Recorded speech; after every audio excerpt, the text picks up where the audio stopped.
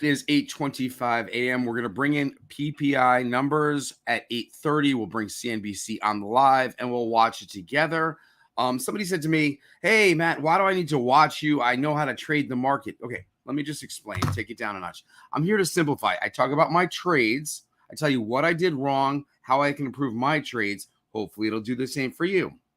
I break down the market. I give you ranges of support, ranges of volume where we're going to trade in one single day. For instance, yesterday morning, I said 414 high side, 408 low side. Why would that make sense? Because if we go back to Tuesday and Wednesday of last week, it's the same exact trading pattern. So a lot of volatility. What did we see yesterday? We didn't see 414.70 or 80 on the high side, but we did see 414 on the SPY. On the low side, we saw 408 and high change. So what do I like to start off each morning? I'll share it with you. This is how I break down the market. Again, we're going to bring in PPI numbers in about 4.5 minutes now. First thing I want to do is look at dark pool levels. So I know the Qs had a problem with 325. So I say to myself, if the Qs do break 325, then they can potentially go north because this supply zone is very small on the dark pool. So now I know if the Qs can run, they can run strong. So if I'm in any Qs, I want to be extremely cautious. Okay. Then I'll look at this SPY dark pool level and I'll be like, okay, there's that 412.76 level again. Let's just see where we're sitting pre-market. I've got a couple other things up to show. All right, where did we finish at? 412.85. 412.85, dark pool level, 412.76. Geez, plus or minus 10 cents. We're right there. We've been finishing at the same level day after day after day. So if you want to hear my prediction for today, the first prediction is we're probably going to finish right in the same level. I'd say 412.66, 412.50, 412 and a quarter. Now that's a prediction. It doesn't mean I'm going to trade off that strategy. If the SPY goes to 416, I'm not going to go, okay, puts, we're going to 412. If the SPY goes to 408, I'm not saying, okay, we're going to 412. I watch and I follow the market. I use the 1 minute, the 3 minute, and the 5 minute. The 1 minute, I use this sniper tool. It tells me, based on the volume that I'm looking, how the market is changing. Is it going to reverse? Is it just carrying the downflow or the uptrend, whatever it is? I use the 3 minute to confirm. And then I will use the 5 minute chart to enter a trade. So I'll give you an example. Let's say the SPY is going up, up, up, up, up, and I'm looking for the top. I find it on the 1 minute. I say, finally, we rejected here. There was some selling. Okay, I wait till the 3 minute because the 3 minute can still be going higher. So I say, okay, we're not confirmed yet. So we're still going up, up, up, up. Finally, I see it on the 1 minute again. Okay, we go down. Another 1 minute. Good. I look at the 3 minute. We're starting to reject. Okay, do I jump in the option right there? No. I go out to the 5 minute chart and I say to myself, at some point in the next 5 minutes, we're going to be back at that upper echelon or the upper range. So then I could jump in my puts. What did I do? I sniped it out with the 1 minute. I confirmed it with the 3 minute. And then I used 5 minutes to go out saying we would retouch one of the previous levels. Now, let's say we don't and the market just drops and I was right. Yep, the market was turning. It dropped something like yesterday, but I didn't get in. Okay, no loss. Now, what do I sometimes do? Get into trades early. We know that. But what do I like to do to start out in the morning? Okay, again, I'm going to pull up that. Let's pull it up. Right, Discord. So we got our Discord. So understand our Discord is featured. We feature trading ticks information. It's all data, analytics, things like that. We don't make these numbers up. They're all from a service. Why pay trading ticks $100 when you could subscribe to our service for like $35? Yes, we're very reasonable. What else did I notice? Okay, so I'll look at the net flow for the SPY. What am I noticing? Okay, the net premiums for puts are still pretty high. We did have a slight reversal yesterday afternoon, and you saw the cost or the premiums for calls increase. So I'm going to be keeping a focus. My first 1 hour of trading into today. By 10:30 a.m., I'm going to pull up the same diagram, and I'm going to say, okay, are put premiums higher than call premiums? Are call premiums coming back down? Are they spiking again? That will give me market direction. What else gives me market direction? Well, shit, net flow is going to give everybody market direction. So when people say the market reversed yesterday, okay, the white line is the market, okay? The net flow for puts is the red. Net flow for calls is green. What did we see yesterday? As the market was dropping, the net flow for puts went up, okay? We dropped to the lowest level. When we bounced off the lowest level, calls started getting involved. Then calls spiked right here. Now, if you see this spike right here, look, the SPY is still sitting under 412. So you see this spike cross over the put line and you're like, okay, I can be hella bullish. So everybody else is guessing about the market. But if you're using analytics, if you're using the data, you would say right here, I knew we were going to be green. Romeo mentioned at 411, well, so he probably did it back here when we started turning green, that he thought it was going to be strong. So again, here we are here. The SPY still hasn't moved higher. Now we're finally up here. You could have got out at 413.50, 413. Why? Because we rejected that. So that's your net flow from yesterday. Again, I will check this going in about an hour. Then I'll look at the top flow from yesterday. I'm like, holy shit, they still NVIDIA strong. I think NVIDIA is so overvalued. But I mentioned yesterday, if it hits the 290 level, it's probably going to run to 300. All right, I don't like NVIDIA. Google, I almost went into Google puts yesterday, and then I saw this. Now, understand, Google was like, what was it? 112 went down to 108. I probably would have secured profit. However, Google ended up going back to 110, 112. I think it's up to like 113 or 114 this morning. I haven't checked pre-market, and I'm going to show you or talk to you about a couple more things. Oh, shit. We missed the CPI numbers. Holy crap, Carlos. Carlos, can we get the volume on here? Sorry, man. The October 22nd week of 21. So a bit of a ways back. And it's actually continuing claims that are more well-behaved today, which is the opposite of lately, expecting 1.82 million. We have 1,813,000, so just a bit under that. And our last look was revised from 1,805,000, 1,801,000. So continuing claims have definitely now remaining over 1.8, but not by much, and they're not really clearing the hurdle higher. All right, here we go. PPI for April. Headline number expected up 0.3 is up 0.2. Remember, all these numbers peaked in March of 22. High water mark there was 1.6. If we look at X food and energy, which is core, up 0.2 as expected. That peaked at 1.2. X food, energy, and trade expected up 0.3 is up 0.2, and that peaked at up 0.9. Now the year over year, and this is very interesting what moved the CPI yesterday. Year over year headline has been moving down consecutively for 10 months in a row. Will it be 11? It is 11 months in a row. 2.3 following 2.7 high water mark there. 11.7. X food and energy year over year. It's been down 13 consecutive months, even though there's been a couple of duplicates. So 13, did it make it 14? It did. From 3.4 down to 3.2. High water mark here was 9.7. And finally, year over year, X food, X energy, X trade, 3.4%. That is now down up 14 months in a row.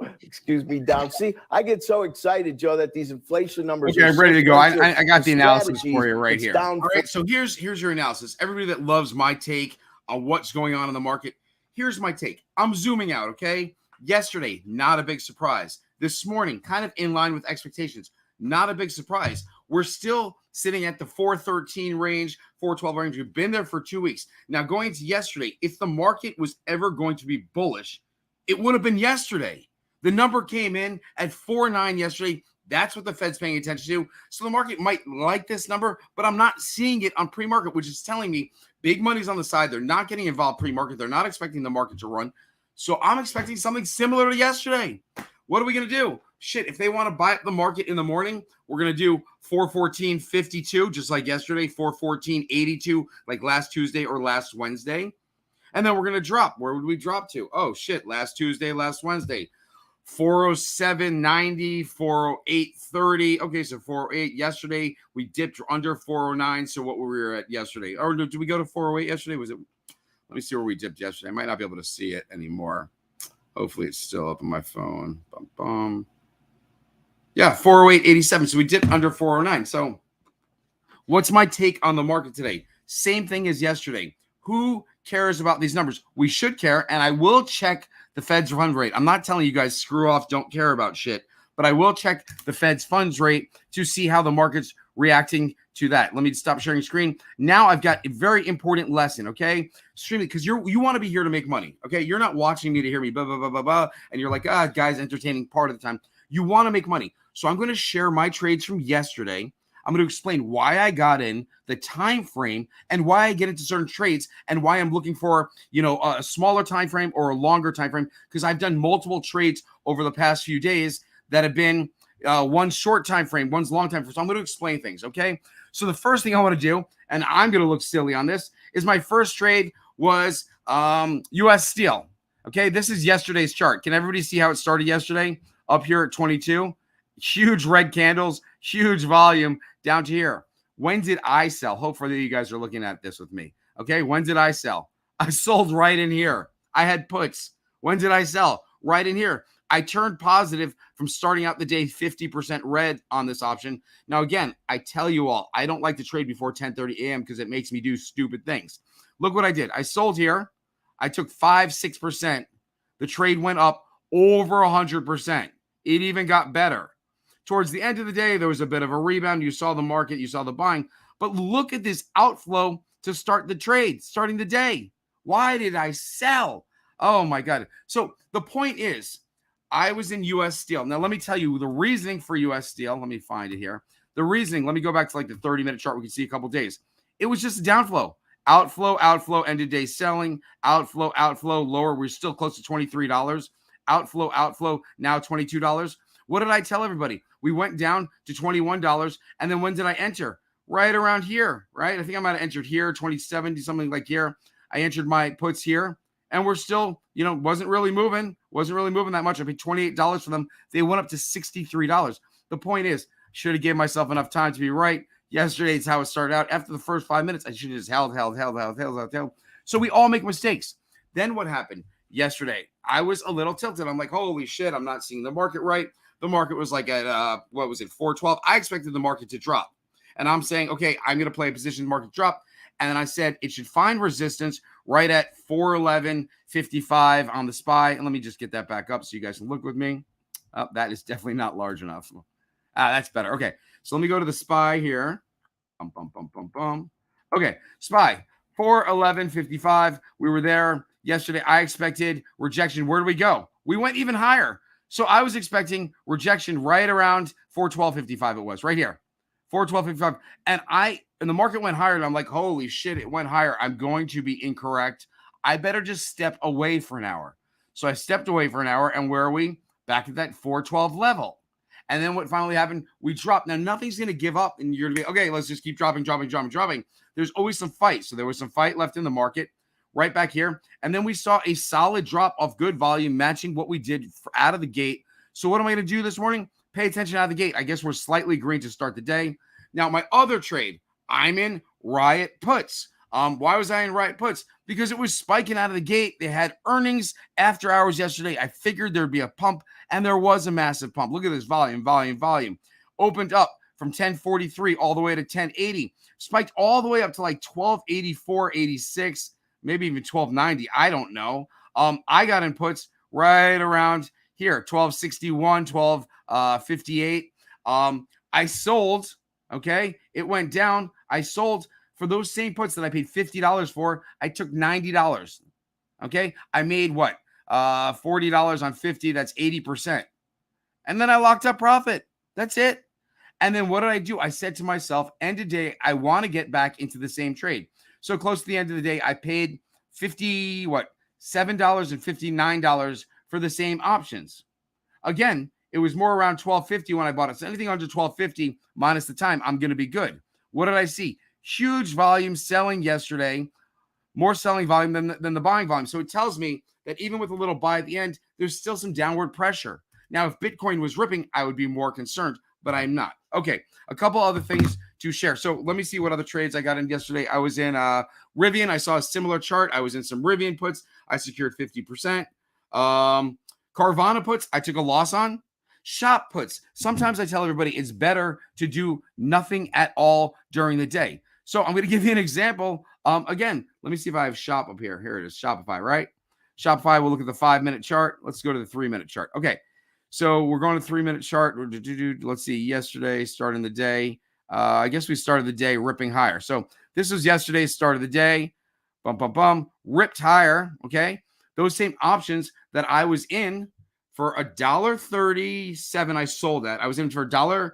I sold it $1.37 the other day. I said I wanted to rebuy them back. I bought them back at $1.14, and then it dropped yesterday to $48 per contract.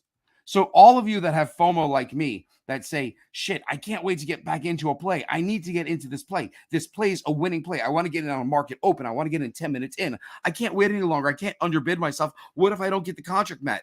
You're a freaking idiot. I'm trying to help you. Underbid yourself. Whatever contract you're going to buy or sell today, do me this one favor, okay? I'm not even going to ask you to go crazy. Whatever contract you're going to buy today, you bid 5% under whatever your price is. You're going to buy a contract. You're about to put it in on your phone. I'm going to bid $1.33 for this contract. Say to yourself, I promised Matt this morning, and I'm going to come back the next morning and give him thumbs up, is I'm going to underbid by 5%. So I'm going to take, $7 off. Instead of paying $1.33, I'm going to pay $1.25. I was willing to pay $1.33. I'm buying 10 contracts. I'm going to try $5, $7 off 5%. See if I get it. Now, when you get the contract, don't be so shocked or surprised, because contracts, the pricing goes like this. There's volatility. You're not always calling the bottom or the top. In fact, I never do that. That's why I underbid. I was going to challenge you to underbid by 10%.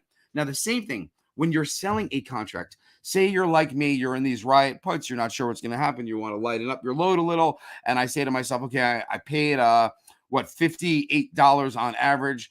I'm going to sell them for $1. Okay. Then I say to myself, wait, Matt, get that extra 5% on the way out. If your plan was to sell it for $1, go for $1.05. Go for $1.05. You've got, a number of contracts you're going to unload. You'll make an extra $50 right there. That'll pay for Discord 1 month, $35. So do that. I guarantee it will work. It will work for you. So you're going to save $5, $7 on the way in. Do it for whatever contract you're going to do. Just make me that one promise. You don't have to promise to come back and watch me tomorrow, but you'll want to come back and watch me tomorrow. But whatever you're doing today, whatever that one contract is you're going to buy, I don't care if you have a small account, you have $40 and you're going to pay $40 for an option. Say to yourself, 5% of $40 is $2. Instead of paying $40, I'm going to pay $38. That's just promise me that. And what are you going to do? You're going to save $2 on the way in. Now, let's say you actually turn a profit and you were correct about that contract and it goes from 40 to 60. You're making 50%. So you actually got it at 38. You're going to sell at 60. Say to yourself, wait, 5%, 60, 5%, $3, $63 on the way out. Okay, I was going to ask for 60. I can't wait to get out of this contract. I'm up 50%. I'm the fucking shit, right? That's what you're saying to yourself. But instead of 60, as you're about to hit edit, put in 63, then confirm it, and you're going to get that extra 5%. And when you come back tomorrow and give me that thumbs up for this great advice, we could clap each other. Okay. All right. Let's see what we got. I've got a couple more comments. That was just an impromptu lesson right there. That's my nibble. Okay. What did I see this morning? PacWest Bancorp, right? Declined 9.5%. I think it's down 26% pre-market. Why? They said they have enough money to last. I think it was like 4 to 5 months, or no, it was 12 months. They had enough money to last 12 months. They had negative deposits last week by like 10%, 9.5%. That bank needs to be taken over. Okay. This morning, producer price index. We saw that jobless claims. We saw that everything's in line. What do we else we have? Fed speaker, Kashari, 8:45. Fed Speaker Waller, 10:30. Let's remember, Governor Waller is a bit of a hawk, so we'll see how that is. And again, PacWest went to 19% negative, now 26%. I don't know where it is now, but that basically threw the market for a loop this morning. Again, if banks fail, the market's not going to go up. So you could have the best. You could be in Microsoft, Google, AMD, whatever it is, and you could be ripping higher and like, I'm crushing it. These stocks, man, AMD over 100. I see that comment. AMD over 100. What's up, Armor? AMD over 100. Yes, unless there's a banking crisis and another bank needs to be rescued, or something happens with Russia, or something happens with China. I mean, there are just so many global geopolitical things that could happen that could easily affect the market. Now you're like, okay, well, I'll have time to get out. I've heard that before. I was in one stock. It was a holiday weekend last year. It went down. They did an offering. Then some geopolitical shit happened, and my stock dropped like 50%. I'm like, I can't believe I didn't get a chance to get out. So people say that. Yeah, I will. That's another trade I was in last. Intel puts. Remember the Intel puts, the 30, what were we? $31 puts, I think it was. I paid $61 for them. They're all on Discord. So yeah, And they went up as high as like 140 something yesterday, over 100%. What did I do? Remember, I took 50%. I was in at 61. I was out at 91. Then I was like, hey, they're over 100%. I wish I had held. And now they're over. Yeah, I mean, that's just ridiculous, man. It's crazy. Yeah, let me show you some, and we'll get to a couple more questions. Let me just pull up this Discord in case we need to share it again. I'm so slow with these things. Okay, add to stream, right? But we don't need to share it. No, we don't need to share it yet. Okay, so Intel. What are my thoughts on Intel? I'm going to look at Intel. I don't have a chart up right now, but again, I was bearish Intel. I got what I needed, and I exited the trade.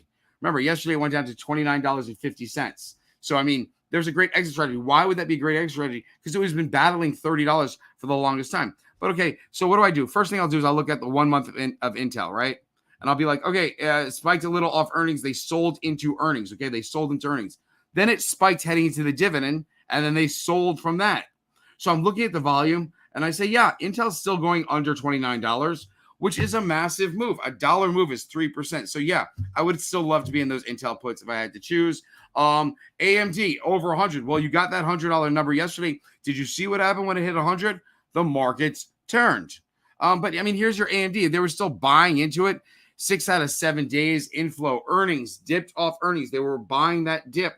AMD, 97. I mean, where could AMD go to? Yeah, it looks like it could ride back to 100. Again, 100 seems to be the top. It wasn't 100 yesterday. It was 99, 94. But if I look back to early March, again, 100, it had a problem passing that. And it had a problem when you go back to last August of passing 105 and 108 back to May. So you have to look at your upside at 99 or 98 and go, okay, if it has an amazing run, maybe it's going to find rejection at 104, 106, 108. My upside is 8%. So if you're trading stocks, okay, if you're trading options, I'd be a little more weary about that. All right, can I look at crowd, CR?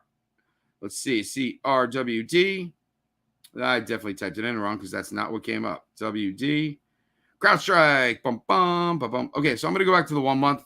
Yeah, I mean, CrowdStrike seems to have a bullish pattern on the 1 month.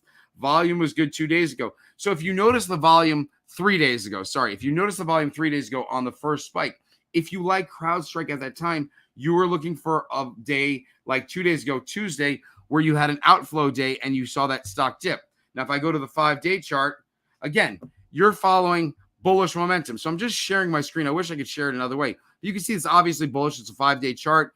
There's no huge dips. So when you're bullish at a stock like this, you look back for the only dip, which happened to be, Tuesday late afternoon. So if you're on this and you have it on your watch list, then you're in at somewhere like 129. It's 133. It's 4%. Now, a stock that's really been moving that has a little more interest to me.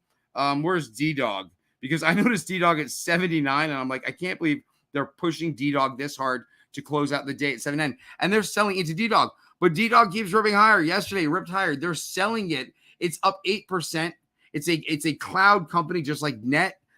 Anyway, so bro, what happened to Intel? What do I think is going to happen? I already gave that one. Intel's going under 29. I'd be happy with my puts. So I spoke about having a different trading strategy. So here's a trading strategy for you, okay? And here's what you can do. And this is another lesson real quick. And if you like my lessons, please share it with other people. But here we go. I'm entering a 0 days till expiration option. Usually, that's going to be a SPY call or put for me, or maybe TQQQ or STQQ. I'm looking for instant gratification. But if I'm entering 0 days till expiration, I have to understand that my timing is most important.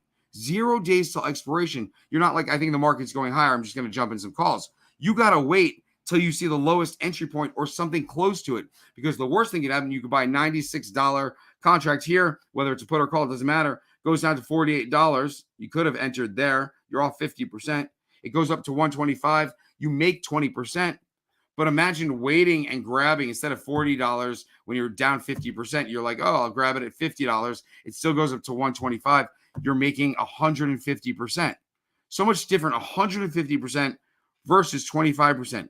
So entry is so freaking important. Also, Carlos is dropping a new video. I think it's 11 a.m. Watch it. Give it a like.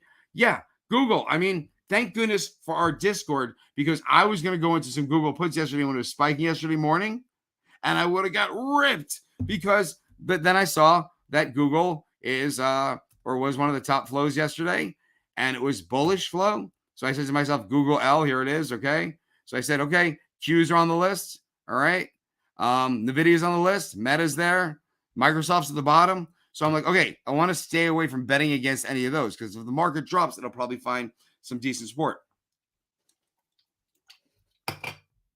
All right, so we'll bring up Discord one more time. Let's see. Oh, it's up there already. Jeez, I'm just all right. I just want to explain a couple of trades and trading strategy. So I mentioned 0 days till expiration. Those entry point is so important. Okay, that's your lesson. Entry point, so important. Now, when I buy out a few days or a week, not Zoom. Where is it? Zoom. Here we go. Zoom. All right, shop. Here we go. When we buy out shop puts, and this is when I entered the second time. I saved $46 on 2 contracts. I entered a second time. Now, this $1.14, which closed at $1.33 yesterday, went as low as 48 cents yesterday.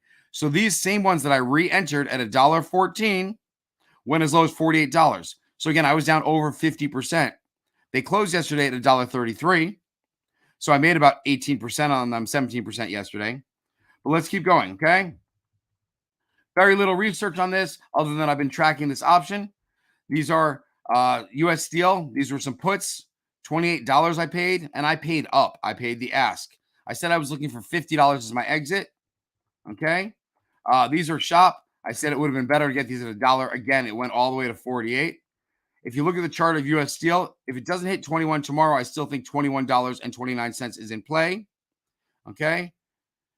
So understand, it hit 21. It hit 21 yesterday. So I was damn straight. So why the hell did I sell my order for 29 each, 128? Because CPI came in light. So I made a mistake. Where did this option go? I sold them for 29. I was in at 28. The option went to like 65. Over 100% gain. 52. Yeah, it went to 65. Then I bought some Riot contracts. $50 puts. Riot was spiking. What happened? They went as low as $35.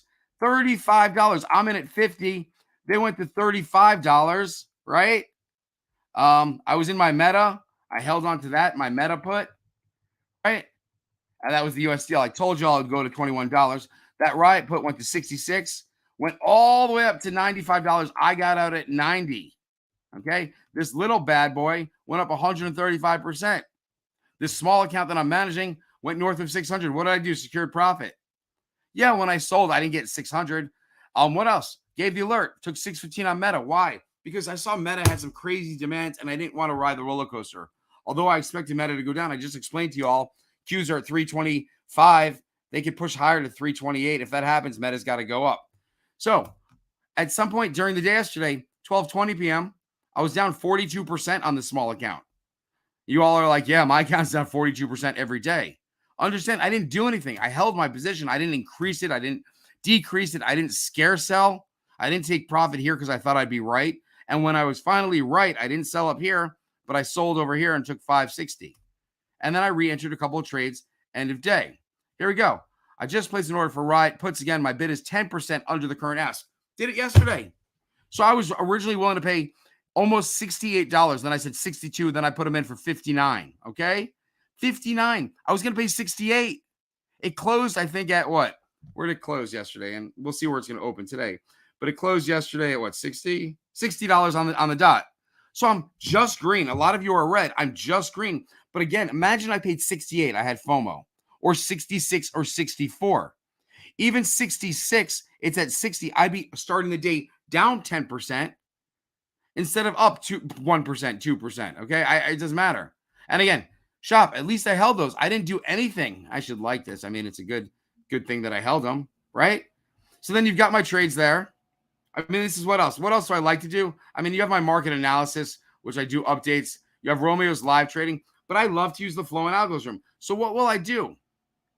Well, I'm going to check. What is everybody checking out since last time? Okay, someone's checking out CrowdStrike, so they're looking at it. We spoke about this one. All right, let me just see if anybody else has any other questions. Oh, Disney had earnings. Yes. So I didn't look too much into Disney, and it depends.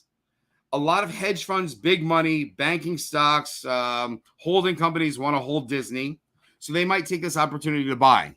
And it wouldn't be a terrible purchase at $97.50 if that's what it is at. They're holding on for a while. Let's see where Disney is. I want to be as accurate as possible. Disney down 5.75%, $95.20. So, yeah, Disney could technically go down. If I'm going to look at the chart, again, it's the only thing you could do is look at the one-year chart. Disney at a low over the last 1 year was a low of about $85. Okay, so worst case scenario, Disney's dropping $85 off this. Is that likely to happen? Probably not. We're at 95. 85 is another 10% under. It's off 5.74%. So, yeah, I mean, if you want to go long Disney, you're buying leap year calls, then yeah, you're good to go. $92, $93. I wouldn't buy anything in Disney today. If I had to guess on Disney today, I just wouldn't play Disney today. Yeah, you could see they would buy up the dip. If the market's strong and they buy up the dip, then Disney's closed at $99. However, what's likely to happen is likely to get bought up to like 96, 97, and thrown up back to 95, 97, back thrown up to 95. Yeah. Google broke the 109. When they did, I was like, okay, 110. But then I saw it resist. And then when it went back down, I was like, it would have been a great trade. And then Google went back to 110, 112, 113, 114. Where's Google at? See, it's tough for me to say the market's going down when Google, Meta looks strong. Again, I'm in Riot puts. It was down as much as 3.5% this morning. It's down 1.55%. What will I do with Riot puts? Well, I already showed you the chart on Riot. So I'm going to follow Bitcoin. Now, if I go back to Riot, this is real good. What do you see here? Head and shoulders, right? Head and shoulders. Where are we right at the red line? It looks like it should reject. And if it rejects that head and shoulders part, the shoulders part is $10.25. And we're sitting at $12.28. So the potential downside on that one is $2. Will it happen today and tomorrow, just 2 days? I'm going to be cautious. What am I going to do? Same thing I did yesterday. I get a spike on Riot, meaning it drops. I'm going to sell my puts. Right? Rebounds up there. I might have to wait till the end of the day again, 3 o'clock, 3:30, but I'll re-enter it for Friday. Works for me twice. I'll do it a third time. Kumar, is PayPal good to buy? So I'm assuming you're talking about stock only because you're not mentioning options or an option position. So as a long-term company, is PayPal good to buy? Okay, here's your chart. You see it? Here's your chart. Last 3 days, heavy outflow. If you want to buy PayPal, it is certainly not the time to buy PayPal yet. Okay? I don't care if it has some more upside and you're like, oh man, I got it at $65. Matt told me 63 was a terrible time to pay. Yes, because your downside could be 60, 55, 40, 38. Who knows what the true valuation? It's worth $71 billion. Who's to say PayPal is not really like a $50 billion corporation and you're going to lose about 30% more, which would be about another 18 points. Who's to say PayPal should be at $45? So again, that's what it is. Heading over to Discord. Everybody's welcome to join me. I think Romeo is doing some live trading, hopefully. And please, if you like my video, share it. If you like what I'm saying, thumbs up. If you learn something and you exercise one of the strategies I gave you today, put it in the comments and be like, dude, I took your 10%. It worked.